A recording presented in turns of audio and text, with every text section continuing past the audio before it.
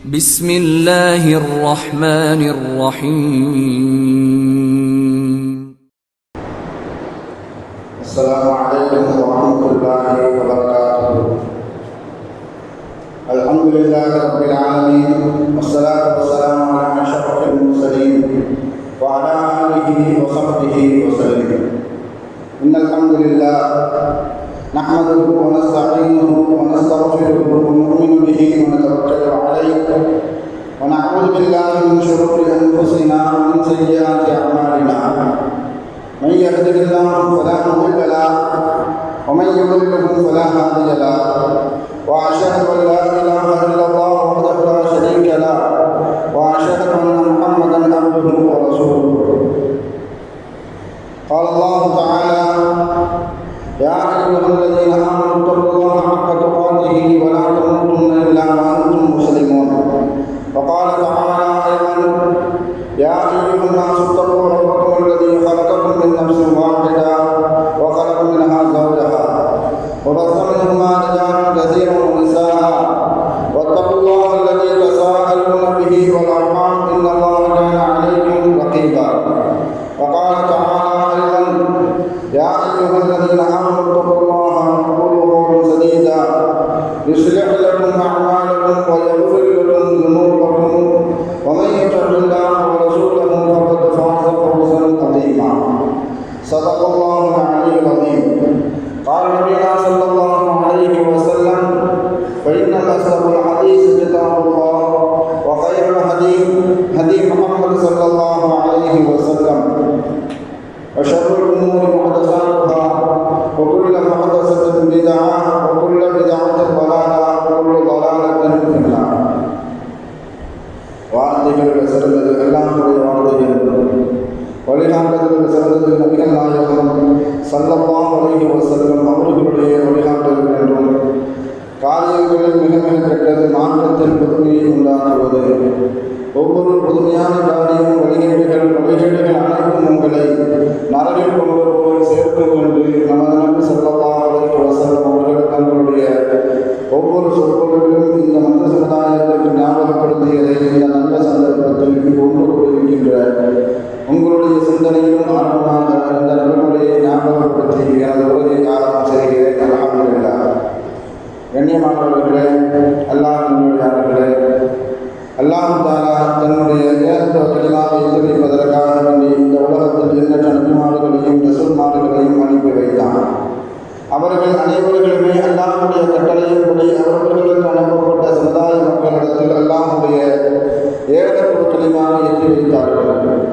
அத்தனை நபிமார்கள் மீதும் ரசூல்மார்கள் மீதும் இறுதியாக வந்த நமது நபி ஸல்லல்லாஹு அலைஹி வஸல்லம் அவர்கள் மீதும் அவர்களுக்கு இறங்கிய இறை செய்தியை கண்ணால் கண்டும் காதால் கேட்டும் அப்படியே ஈமான் கொண்ட உத்தம சத்திய சஹாபாக்கள் சஹாபி பெண்மணிகள் மீதும் அவர்களுக்கு பின் வந்த தாபீன்கள் தபாதாபீன்கள் இமாம்கள் நல்லவர்கள் மீதும் குறிப்பாக இந்த ஜும்மாவில் அல்லாஹ்வை பற்றியும் அவனுடைய தூதர் முஹம்மது நபி ஸல்லல்லாஹு அலைஹி வஸல்லம் அவர்களை பற்றியும் தெரிந்து கொள்வதற்காக வேண்டி இங்கு ஒன்று கூடியிருக்கின்ற உங்கள் மீதும் என் மீதும் உங்களது குடும்பத்தார் மீதும் எனது குடும்பத்தார் மீதும் அல்லாஹ்வுடைய சாந்தியும் சமாதானமும் பொருத்தமும் மன்னிப்பும் இன்றும் என்றென்றும் உண்டாவதாக என்று கூறி எனது உரையை ஆரம்பம் செய்கிறேன். அல்ஹம்துலில்லாஹ். கண்ணியமானவர்களே, அல்லாஹ்வுடையவர்களே, நாமெல்லாம் கண்ணியமான ஒரு சிறப்பான மாதத்தில் நாம் இருந்து கொண்டிருக்கின்றோம். அது மாத்திரமல்ல, ஒரு சிறப்பான ஒரு நாளை எதிர்நோக்கி காட்டிக் கொண்டிருக்கின்றோம். அந்த நாளை பற்றி நபி ஸல்லல்லாஹு அலைஹி வஸல்லம் அவர்கள் சொல்லி காட்டும் பொழுது, மாமின் ஐயாமின் அஃபல் இன்தல்லாஹ், நாட்களிலேயே அல்லாஹ்விடத்தில் சிறந்த நாட்கள் எது என்று நபி ஸல்லல்லாஹு அலைஹி வஸல்லம் அவர்கள் குறிப்பிட்டு காட்டும் பொழுது, மின் யௌமின் அரஃபா, அல்லாஹ்விடத்தில் நாட்களிலேயே சிறந்த நாட்கள் அரஃபாவுடைய நாள் தான் என்பதாக நபி ஸல்லல்லாஹு அலைஹி வஸல்லம் அவர்கள் சொல்லி காட்டுவார்கள். அந்த அரஃபா நாளை தான் நாம் எதிர்நோக்கி காத்துக் கொண்டிருக்கின்றோம். அந்த அரஃபா நாளை பற்றி, அந்த நாளினுடைய சிறப்பை பற்றி, அந்த நாளில் நடந்த நிகழ்வுகளை பற்றி கடந்த காலங்களில் நாம் படித்திருப்போம்,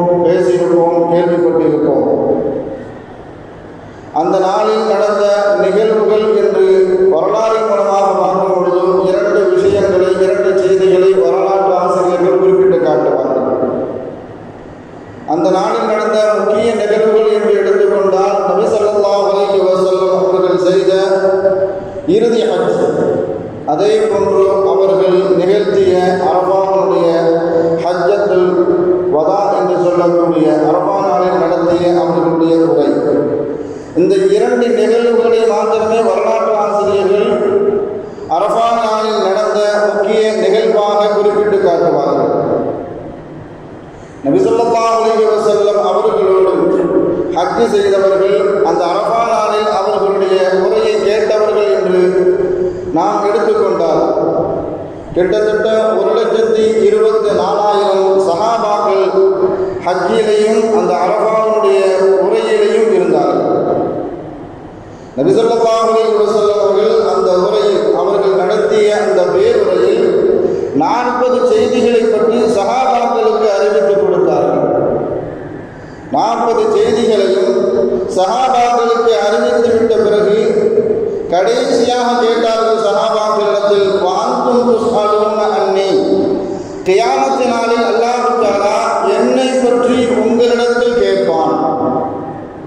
கியாமத்தில் அல்லாஹ் என்னை பற்றி உங்களிடத்தில் கேட்பான். ஃபமா காயிலுன், அப்படி கேட்டால் அல்லாஹ்விடத்தில் நீங்கள் என்ன பதில் கூறுவீர்கள் என்பதாக சஹாபாக்களுடைய கூட்டத்தை பார்த்து ஸல்லல்லாஹு அலைஹி வஸல்லம் அவர்கள் அந்த ஹஜ்ஜத்துல் வதாவில் கேட்டார்கள்.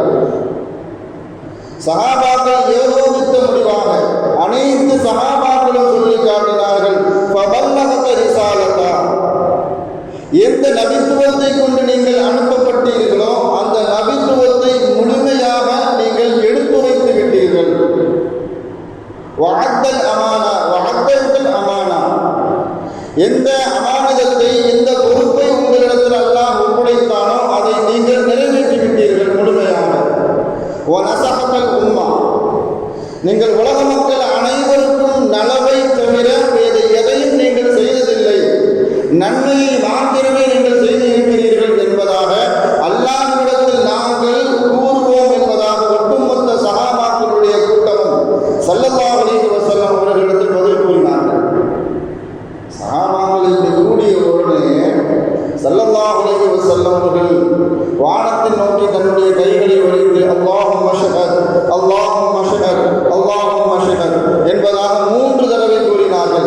யா அல்லாஹ், இதற்கு நீனே சாட்சி என்பதாக, நீதான் இவர்கள் சொன்னதற்கு நீதான் சாட்சி என்பதாக அல்லாஹ்வை பார்த்து இந்த வார்த்தையை கூறினார்கள். வானத்தின் பக்கம் தன்னுடைய கைகளை உயர்த்தி அதன் பிறகு அந்த கூட்டத்தை பார்த்து சொன்னார்கள், ஃபல்யபலகுல் ஷாஹிதூன மின்குமுல் காலிபூன், யாரெல்லாம் இந்த கூட்டத்தில் வந்து இருக்கிறீர்களோ, இந்த ஹஜ்ஜத்தில் இந்த ஹஜ்ஜுக்காகவும் இந்த உரையை கேட்பதற்காக வேண்டியும் யாரெல்லாம் வந்து இருக்கிறீர்களோ, வராதவர்களிடத்தில் நான் சொன்ன இந்த செய்தியை நீங்கள் அறிவித்து விடுங்கள் என்பதாக ஸல்லல்லாஹு அலைஹி வஸல்லம் அவர்கள் சொல்லி காட்டினார்கள். இப்படி சொல்லி காட்டின உடனே சஹாபாக்களுடைய ஒரு பழக்கம், என்ன பழக்கம் சொன்னால், அல்லாஹ்விடம் இருந்து எந்த ஒரு கட்டளை வந்தாலும் சரி, நபி ஸல்லல்லாஹு அலைஹி வஸல்லம் அவர்களிடமிருந்து எந்த ஒரு கட்டளை வந்தாலும் சரி, சஹாபாக்கள் அதை நிறைவேற்றுவதற்கு போட்டி போடுவார்கள். அது எப்படிப்பட்ட கட்டளையாக இருந்தாலும் சரி, எந்த ஒரு பொருளையோ உயிரையோ உறவையோ எது தியாகமாக இருந்தாலும் சரி, அது தியாகம் செய்வதனுடைய கட்டளையாக இருந்தாலும் சரி, அதை நிறைவேற்றுவதற்கு சஹாபாக்களுக்கு மத்தியில் போட்டி நிகழ்வு. இந்த வார்த்தையை எப்படி ஸல்லல்லாஹு அலைஹி வஸல்லம் அவர்கள் சொன்னார்களோ அதன் பிறகு சஹாபாக்கள் எப்படி மாறிவிட்டார்கள் என்று சொன்னால், தன்னுடைய உயிரை உறவை தன்னுடைய குடும்பத்தை மனைவிமார்களை மக்களை வியாபாரத்தை வீட்டை நாட்டை சொந்த பந்தங்களை நட்புறவை அனைத்தையும் தியாகம் செய்வதற்கு தயாராக இருந்தார்கள். அந்த தியாகம் மாத்திரமில்லை என்றால் இன்று இந்தியாவிலே 25 கோடி முஸ்லிம்கள் இருப்பதற்கு வாய்ப்பில்லை. அவர்களுடைய தியாகம் மாத்திரமில்லை என்றால்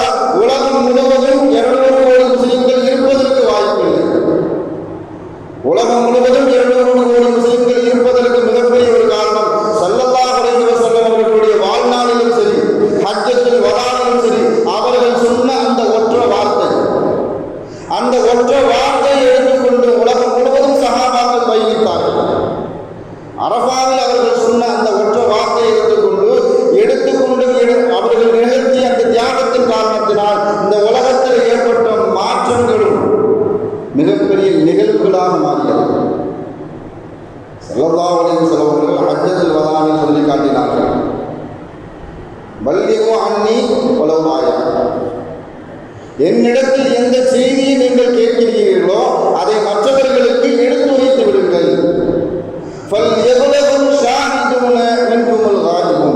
யாரெல்லாம் இங்கு வந்து இருக்கிறீர்களோ வராதவர்களிடத்தில் நான் சொன்ன செய்தியை நீங்கள் எடுத்துரைத்து விடுங்கள் என்பதாக இந்த வார்த்தையை எடுத்துக்கொண்டு உலகம் முழுவதும் சஹாபாக்கள் பயணித்தார்கள். உலகம் முழுவதும் இன்று 200 கோடி முஸ்லிம்கள் வாழ்வதற்கு காரணம் அந்த ஒற்ற வார்த்தை. ஹஜ்ஜை முடித்துவிட்டு ஸல்லல்லாஹு அலைஹி வஸல்லம் அவர்கள் கிளம்பும் பொழுது சஹாபாக்களும் கிளம்பினார்கள். அவர்களுடைய வாகனங்கள் எந்த திசையை நோக்கி நின்றதோ அந்த திசையை நோக்கி அவர்களுடைய கோவிலை கழுதையோ குதிரையோ ஒட்டகமோ எந்த திசையை நோக்கி அவர்களுடைய வாகனம் நின்றதோ அந்த திசையின் பக்கம் இருக்கக்கூடிய தேசத்தின் பக்கம் நாட்டின் பக்கம் சென்றார்கள். நான் ஆரம்பத்தில் சொன்ன மாதிரியே ஹஜ்ஜுக்காகவும் ஹஜ்ஜத்துல் வதாவில் கலந்து கொண்ட சஹாபாக்களுடைய எண்ணிக்கை 1,24,000 சஹாபாக்கள். ஆனால் மதீனாவில் இருக்கக்கூடிய கபர்ஸ்தான் ஜன்னத்துல் பகீ அதில் அடக்கம் செய்யப்பட்ட சஹாபாக்களுடைய எண்ணிக்கை என்று எடுத்துக்கொண்டால் வெறும் 10,000 பேர் தான். 10,000 பேர் தான் ஜன்னத்துல் பகீயில் அடக்கம் செய்யப்பட்டு இருக்கிறார்கள். அதே மாதிரி ஷாம், சிரியா, பசரா, எகிப்து, பலஸ்தீன், ஜோர்டான் போன்ற நாடுகளில் அடக்கம் செய்யப்பட்ட சஹாபாக்களுடைய எண்ணிக்கை 30,000. 10 + 30 40,000. அரபு நாடுகளிலும் சரி, அரபு நாடுகளை சுற்றி இருக்கக்கூடிய பகுதிகளிலும் சரி வெறும் 40,000 சஹாபாக்களுடைய கபறுகள் மாத்திரம் இருக்கிறது. மீதி இருக்கக்கூடிய 84,000 சஹாபாக்களுடைய கபர் எங்கு என்று நாம் தேடி பார்த்தால் உலகம் முழுவதும் இருக்கிறது. உலகம் முழுவதும் சஹாபாக்கள் சென்றார்கள். எந்த அளவுக்கு என்று பார்க்கும் பொழுது சஹாபாக்கள் செல்லாத இடமே இல்லை என்று சொல்லும் அளவுக்கு அவர்களுடைய தாவாப்படி ஒற்ற வார்த்தை எடுத்துக்கொண்டு என்னிடத்திலிருந்து எதை கேட்டீர்களோ அதை மற்றவர்களுக்கு எடுத்துரையுங்கள் அந்த வார்த்தை எடுத்துக்கொண்டு சென்றார்கள். அப்படி வந்தவர்கள் தான் தமிழ்நாட்டிற்கு உக்காஷா ரலியல்லாஹு தஆலா அவர்கள். அதே போன்று சென்னையில் அடக்கப்பட்டிருக்க தமீமுல் அன்சாரி, கோகுலத்தில் அடக்கம் செய்யப்பட்டிருக்க தமீமுல் அன்சாரி ரலியல்லாஹு இந்த 2 சஹாபாக்களும் தமிழகத்துக்கு வந்தார்கள். இதே போன்று உலகத்தில் இருக்கக்கூடிய எல்லா நாடுகளுக்கும் எல்லா பகுதிகளுக்கும் சஹாபாக்களுக்கு சென்றார்கள். அதனுடைய வெளிப்பாடு தான், அதனுடைய தாக்கம், அதனுடைய மாற்றம் தான் உலகம் முழுவதும் முஸ்லிம்கள் 200 கோடியாக ஆகுவதற்கு மிகப்பெரிய ஒரு காரணம். அது எந்த சஹாபாக்களும் குறிப்பாக சொல்ல முடியாது. தங்களுக்கு இயன்ற அளவுக்கு இஸ்லாத்தை மற்றவர்களிடத்தில் எப்படியாவது தன்னுடைய தாவாப்படியை அழைப்புப்படியை நேரம் கிடைக்கும் பொழுது, சமயம் கிடைக்கும் பொழுது அவர்கள் எடுத்துரைத்து விடுவார்கள். இது சஹாபாக்களுடைய பழக்கம். நமக்கெல்லாம் பரிச்சயமான, வரலாறுகளில் பரிச்சயமான மிகப்பெரிய ஒரு பிரபல்யமான சஹாபி காலித் இப்னு வலீத் ரலியல்லாஹு ஸல்லல்லாஹு அலைஹி வஸல்லம் அவர்களுக்கு சைஃபுல்லா, அல்லாஹ்வுடைய வாள் என்பதாக பெயரிட்டார்கள். அல்லாஹ்வுடைய வாள் என்று பெயரிடப்பட்ட காலித் இப்னு வலீத் ரலியல்லாஹு ஹிஜ்ரி 7 அல்லது 8 தன்னுடைய 47வது வயதில் இஸ்லாத்தை ஏற்றுக்கொண்டார்கள். ஏற்றுக்கொண்டது மாத்திரமல்ல, தன்னுடைய 60வது வயதில் காலித் இப்னு வலீத் ரலியல்லாஹு வஃபாத் ஆகிறார்கள். கிட்டத்தட்ட 14 ஆண்டு காலம் இஸ்லாத்திற்காக வேண்டி தன்னை இணைத்துக் கொண்டு பாடுபட்டார்கள்.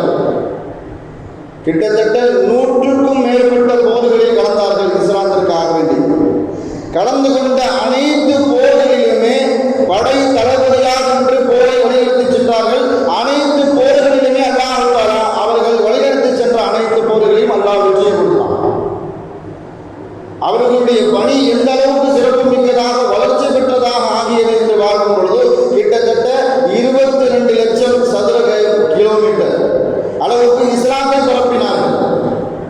அந்த அளவுக்கு இஸ்லாம் பரவுவதற்கு காலித் இப்னு வலீத் ரலியல்லாஹு அவர்களும் மிக முக்கிய காரணம். அப்படிப்பட்ட சஹாபி ஸல்லல்லாஹு அலைஹி வஸல்லம் அவர்களுடைய வஃபாத்திற்கு பிறகு மதீனாவுக்கு வந்தது வெறும் 1 தடவை அல்லது 2 தடவை தான் மதீனாவுக்கே வந்தாங்க.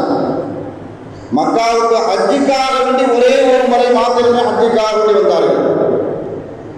மற்ற நேரங்களில் வீடை விட்டார்கள், மனைவி மக்களை விட்டார்கள், எந்த தொடர்பும் இல்லை. தன்னுடைய வியாபாரம், தன்னுடைய குடும்பம், நட்பு வட்டாரம் அனைத்தையும் தியாகம் செய்தார்கள். அவர்களுடைய தொடர்பு எல்லாமே அபூபக்கர் ரலியல்லாஹு, உமர் ரலியல்லாஹு அவர்களுடைய ஆட்சி காலகட்டத்தில் அவர்களுடைய தூதுவர்களாக யார் அனுப்பப்பட்டார்களோ அவர்களிடத்தில் மாத்திரமே காலித் இப்னு வலீத் ரலியல்லாஹு தொடர்பு கொண்டார்கள். தன்னுடைய தன்னுடைய பிள்ளைகளோடோ தன்னுடைய சொந்த பந்தங்களோடோ யாரிடமும் அவர்களுடைய தொடர்பு வைக்கவில்லை. தன்னுடைய வாகனம் கலீஃபாக்களுடைய உத்தரவு எங்கு செல்ல சொன்னார்களோ அங்கு சென்று தானாவே பரப்பினார்கள்.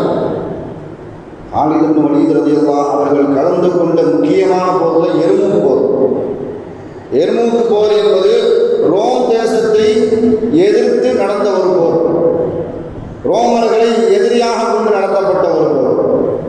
அந்த போரில் ரோம் நாட்டினுடைய தளபதி ஜுர்ஜா என்று சொல்லக்கூடிய ஒரு மனிதர் போர் நடக்காத இடைவெளியில் காலித் இப்னு வலீத் ரலியல்லாஹு அவர்களை சந்திப்பதற்காக வருகிறார். ஜுர்ஜா சந்திப்பதற்காக அனுமதி கேட்கிறார். அனுமதி கொடுக்கப்பட்டது. 2 பேர் உட்கார்ந்து பேசுகிறாங்க. இஸ்லாத்தினுடைய தளபதியும் ரோமர்களுடைய தளபதியும் உட்கார்ந்து பேசுகிறாங்க. பேசக்கூடிய நேரத்தில் ஜுர்ஜா காலித் இப்னு வலீத் ரலியல்லாஹு அவர்கிட்ட கேட்கிறாங்க, நான் ஒரு விஷயத்தை கேள்விப்பட்டேன், ஒரு செய்தியை கேள்விப்பட்டேன். நீங்கள் என்னிடத்தில் உண்மை பேச வேண்டும். ஏனென்றால் சுதந்திரமானவர்கள் யாரும் பொய் பேச மாட்டார்கள். நான் ஒரு விஷயத்தை கேட்கலாமா கேட்கிறாங்க ஜுர்ஜா. கேளுங்க அப்படின்னு காலித் ரலியல்லாஹு சொல்றாங்க. உங்களுடைய நபி வானத்திலிருந்து ஒரு வாளை பெற்று தந்து உங்களுடைய கையில் கொடுத்தார்கள். அந்த வாளை கொண்டு நீங்கள் பெரும் பெரும் வல்லரசர்களை தோற்கடித்து வீழ்த்துக் கொண்டு இருக்கிறீர்கள் என்பதாக ஒரு செய்தியை நான் கேள்விப்பட்டேன். அது உண்மையான்னு கேட்கிறாங்க காலித் இப்னு வலீத் ரலியல்லாஹு அவர்களிடத்துல. இல்லை, நீங்கள் சொல்றது உண்மை இல்லைன்னு சொல்றாங்க காலித் ரலியல்லாஹு. அப்படி என்றால் உங்களுக்கு சைஃபுல்லா என்ற பெயர் எப்படி வந்தது? அல்லாஹ்வுடைய வாள் என்ற பெயர் உங்களுக்கு எதனால் வந்தது, எதற்காக வந்தது என்பதாக ஜுர்ஜா கேட்கிறார், ரோம் நாட்டு தளபதி. காலித் இப்னு வலீத் ரலியல்லாஹு விளக்கம் சொல்றாங்க. மக்காவில் ஆரம்ப காலகட்டத்தில் ஸல்லல்லாஹு அலைஹி வஸல்லம் அவர்கள் இஸ்லாத்தை பரப்பிக் கொண்டு இருக்கக்கூடிய சமயத்தில் சிலர் ஏற்றார்கள், பலர் மறுத்தார்கள். அந்த மறுத்தவர்களுடைய கூட்டத்தில் நானும் ஒருவன். பிற்காலத்தில் நான் இஸ்லாத்தை ஏற்றுக்கொண்டேன். பின்னாடி காலகட்டத்தில் இஸ்லாத்தை ஏற்றுக்கொண்ட பிறகு ஒரு சமயத்தில் ஸல்லல்லாஹு அலைஹி வஸல்லம் அவர்கள் என்னை நோக்கி சொன்னார்கள், நீ அல்லாஹ்வுடைய வாளில் ஒரு வாள் என்பதாக சொன்னார்கள். அன்றில் இருந்துதான் என்னை சைஃபுல்லா என்று பெற்ற பெயர் அன்றில் இருந்துதான் எனக்கு கிடைத்தது. நீங்க சொல்ற மாதிரி வானத்திலிருந்து ஒரு வாளை கொண்டு வந்து ஸல்லல்லாஹு அலைஹி வஸல்லம் அவர்கள் என்னுடைய கையில கொடுத்து எதிர்நாட்டினுடைய போர் செய்ய சொல்லி பெரும் பெரும் வல்லரசர்களை வீழ்த்துவதற்காக எனக்கு அந்த பெயர் வைக்கப்படவில்லை, வாழ் தரப்படவில்லை என்பதாக காலித் இப்னு வலீத் ரலியல்லாஹு அவர்கள் சொன்னாங்க.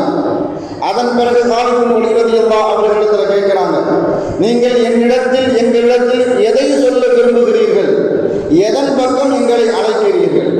அல்லாஹ் ரசூலை பற்றி நான் உங்களிடத்தில் சொல்ல நினைக்கிறேன், ஏகத்துவத்தின் பக்கம் அழைப்பதற்காக வந்திருக்கிறோம் என்பதாக காலித் இப்னு வலீத் ரலியல்லாஹு ஜுர்ஜா சொல்றாரு. அப்ப ஜுர்ஜா கேட்கிறாரு, ஒருவேளை நான் இஸ்லாத்தை ஏற்றுக்கொண்டால் நீங்கள் எந்த தகுதியில், எந்த அந்தஸ்தில், எந்த சிறப்பில் இருக்கின்றீர்களோ அதே சிறப்பு, அதே தகுதி, அதே அந்தஸ்து எனக்கு கிடைக்குமா என்பதாக ஜுர்ஜா கேட்கிறார். எங்களை விடவும் சிறப்பு வாய்ந்த தகுதி, சிறப்பு அந்தஸ்து உங்களுக்கு கிடைக்கும் என்பதாக காலித் இப்னு வலீத் ரலியல்லாஹு சொல்லி காட்டினார். அது எப்படி கிடைக்கும் ஜுர்ஜா கேட்கிறார். ஏனென்றால் நீங்கள் ஸல்லல்லாஹு அலைஹி வஸல்லம் அவர்களை நேரில் பார்த்திருக்கிறீர்கள், அவர்களுடைய கரம் பிடித்து இஸ்லாத்தை ஏற்றுக்கொண்டு இருக்கிறீர்கள். அப்படி இருக்கக்கூடிய சமயத்தில் எங்களுக்கு எப்படி சிறப்பு அந்தஸ்து, சிறப்பு தகுதி கிடைக்கும் என்பதாக சொன்ன நேரத்தில் காலித் இப்னு வலீத் ரலியல்லாஹு சொல்றாங்க, தோழரே நீங்கள் சொல்வது உண்மைதான், நீங்க சொல்றது உண்மைதான். ஏன் சொன்னா ஸல்லல்லாஹு அலைஹி வஸல்லம் அவர்கள் நேரில் கண்டோம், அவர்களுடைய கரம் பிடித்து இஸ்லாத்தை ஏற்றுக்கொண்டோம், அவர்களுக்கு நடந்த ஆச்சரியங்களையும் அற்புதங்களையும் நாங்கள் கண்கூடாக பார்த்தோம், அதன் பிறகு இஸ்லாத்தை ஏற்றுக்கொண்டோம். ஆனா உங்களுக்கு அப்படி இல்லை, நீங்கள் நபியை பார்க்கவில்லை, அவர்களுக்கு நடந்த ஆச்சரியங்களையும் அற்புதங்களையும் நேராக பார்க்கவில்லை. ஆனால் நீங்கள் மறைமுகமாக அதை தெரிந்து கொண்டு இஸ்லாத்தை ஏற்றுக்கொண்டது காரணத்தினால் எங்களை விடவும் சிறப்புக்குரியவர்கள் நீங்கள் தான் என்று சொன்ன சமயத்திலேயே ஜுர்ஜா இஸ்லாத்தை ஏற்றுக்கொண்டார். இஸ்லாத்தை ஏற்றுக்கொண்டது மாத்திரமல்ல, நேற்று வரைக்கும் ரோம் நாட்டு படையினுடைய தளபதியாக இருந்தவர் இன்று இஸ்லாத்திற்கு ஆதரவாக இன்று ரோம் நாட்டை எதிர்த்து போர் செய்தார். அதே போரில் ஷஹீதாக்கப்பட்டார். இஸ்லாத்தை பற்றி, ஈமானை பற்றி சொல்லக்கூடிய ஒரு சின்ன வாய்ப்பு கிடைத்தாலும் கூட சஹாபாக்கள் அதை சரியாக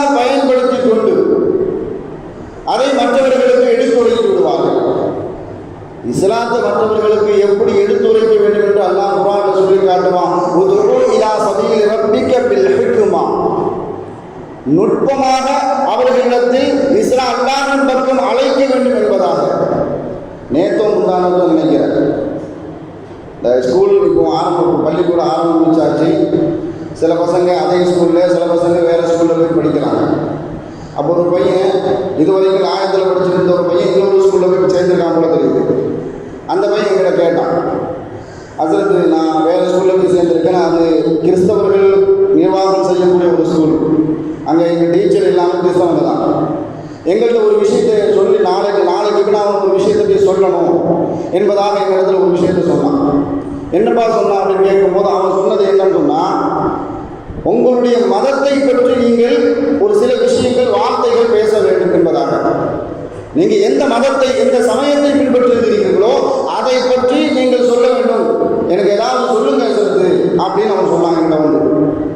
நான் சொல்றதுக்கு முன்னாடி என் பக்கத்தில் இருந்த இன்னொரு பையன் என்ன சொன்னான், அல்ல அதெல்லாம் சிம்பிள் தாங்க, ஈசா அலைஹிஸ்ஸலாத்தை பற்றி சொல்லல அப்படின்னா. நான் சொல்றதுக்கு முன்னாடி அவன் சொன்னது அது கிறிஸ்தவர்கள் வழிநடத்தக்கூடிய ஒரு ஸ்கூல் தானே, ஈசா அலைஹிஸ்ஸலாம் அவர்களை பற்றி அவர்களிடத்தில் நீங்கள் பேசி அவங்களுக்கு பிடிச்சி போயிடும்.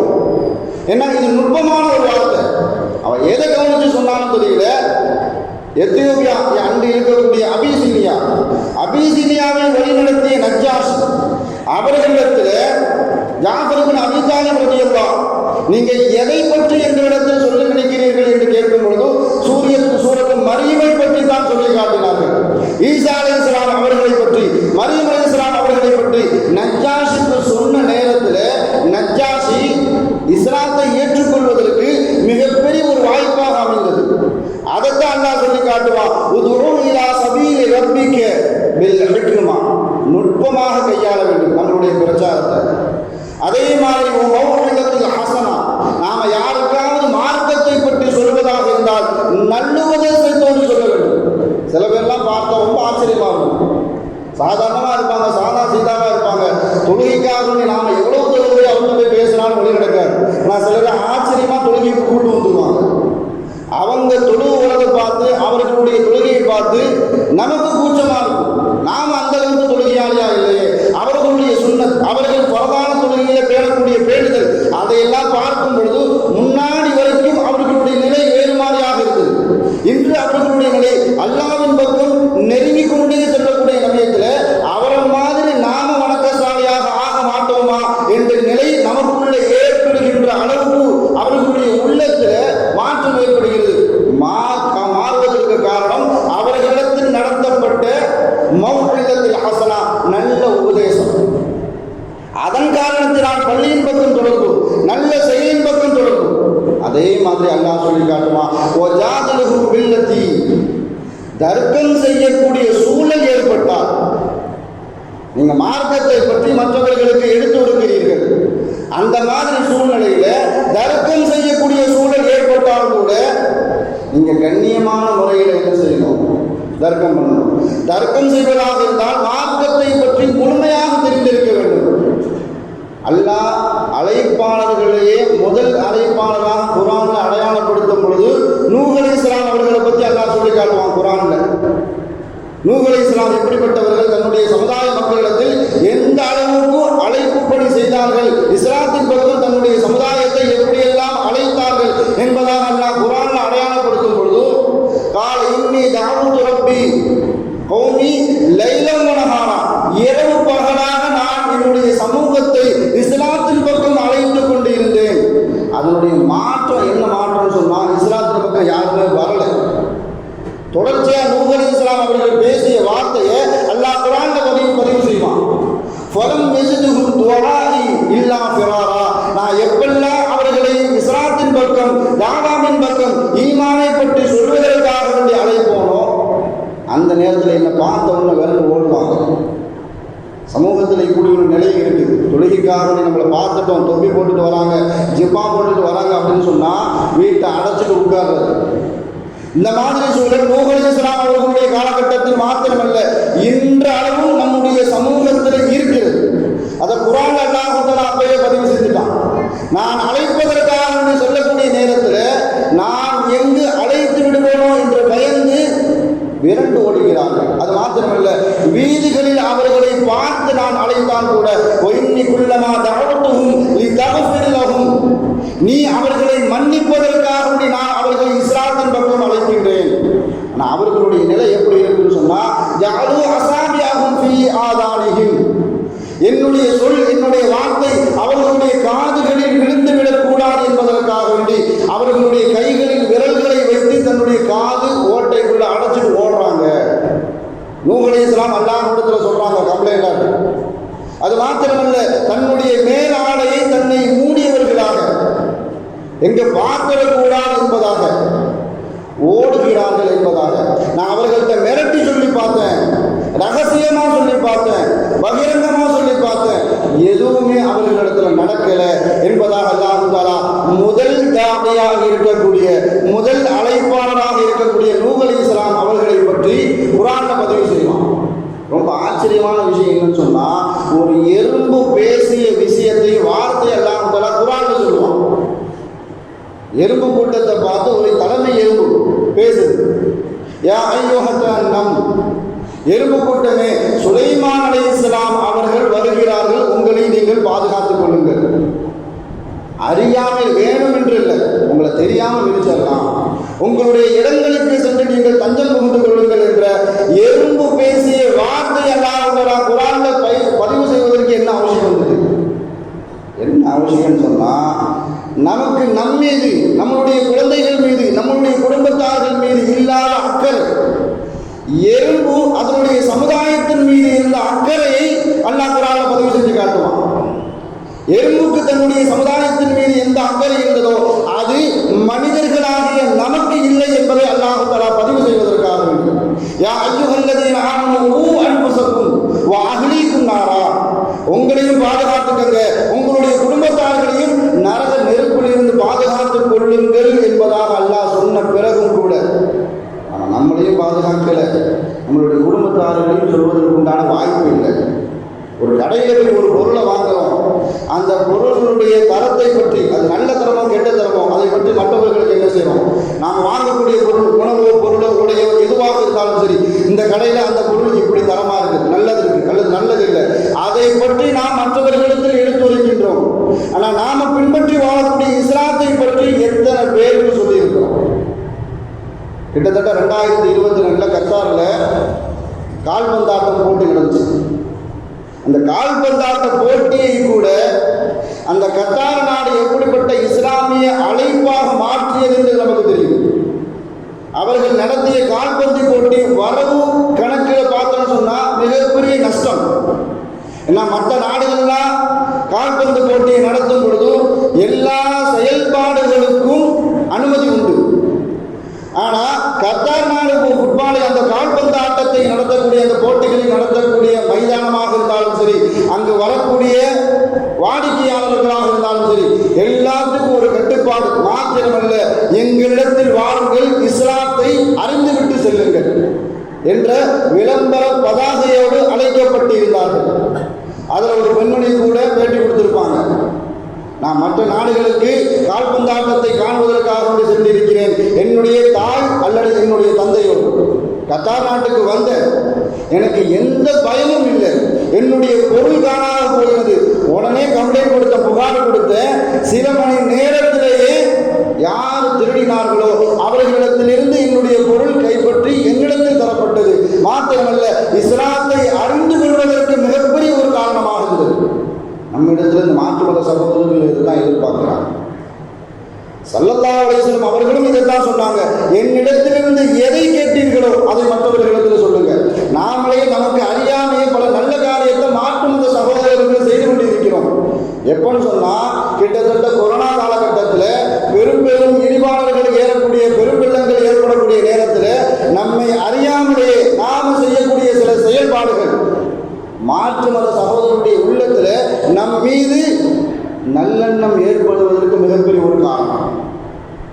அந்த மாதிரி தாவான் சொன்னா துளைக்கு வாங்க கூப்பிடுவது மாத்திரமல்ல, நம்மளுடைய செயல்பாடுகளின் மூலமாக மற்றவர்களுக்கு நம்ம செயல்பாடை அழைப்பு பணியாக மாற வேண்டும்.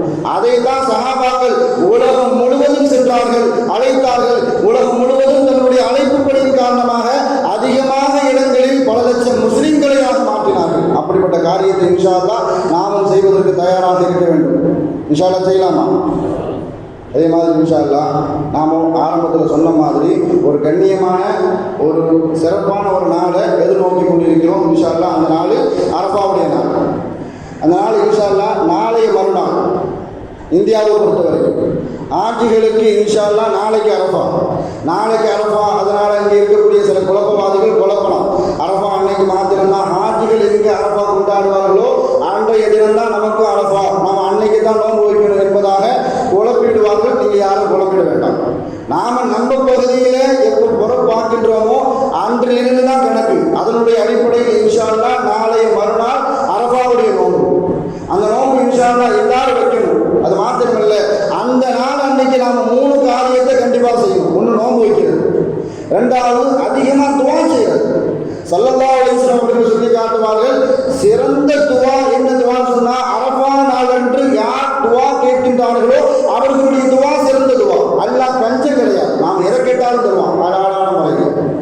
நாம் எந்த விஷயத்தையும் அல்லாஹ்விடத்தில் ஹலாலான முறையில் கேட்டோம்னு சொன்னால் அதை தருவதற்கு அல்லாஹ் தஆலா தயாராக இருக்கிறான். நாம் கேட்கணும்.